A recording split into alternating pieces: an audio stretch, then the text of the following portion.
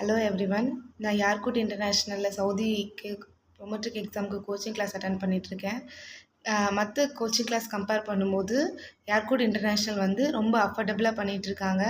நமக்கு வந்து ஈஸியாக எப்படி புரிய வைக்கணுமோ அந்த மாதிரி புரிய வச்சிட்ருக்காங்க.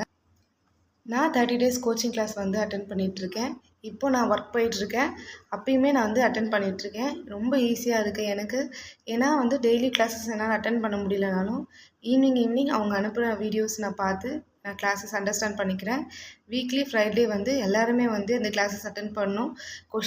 கொஷின் அண்ட் ஆன்சர் வந்து டிஸ்கஸ் பண்ணுற மாதிரி வச்சுருக்காங்க. அது ரொம்ப ஈஸியாக இருக்குது. எல்லாருக்குமே வந்து அதை வந்து பார்ட்டிசிபேட் பண்ணுற மாதிரி அது பண்ணியிருக்காங்க.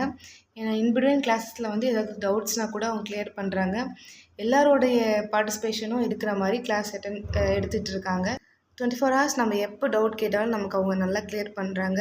நம்ம லாங்குவேஜில் பேசுனதுனால எனக்கு ரொம்ப யூஸ்ஃபுல்லாக இருக்குது. ஈஸியாகவும் இருக்குது அவங்கக்கிட்ட வந்து நம்ம கம்யூனிகேட் பண்ணும்போது. சம்டைம்ஸ் நம்ம கிளாஸ் மிஸ் பண்ணால் கூட நம்ம போயிட்டு நம்ம மெயிலில் போய்ட்டு அந்த வீடியோஸ் பார்த்துட்டு நம்ம வந்து அதை அண்டர்ஸ்டாண்ட் பண்ணிக்கலாம். ஏதாச்சும் டவுட்ஸ் இருக்கான்னு அப்பப்போ டெக்ஸ்ட் பண்ணி நம்ம கேட்டுகிட்டே இருப்பாங்க. அதனால நமக்கு ரொம்ப ஈஸியாக இருக்கும். நம்ம வந்து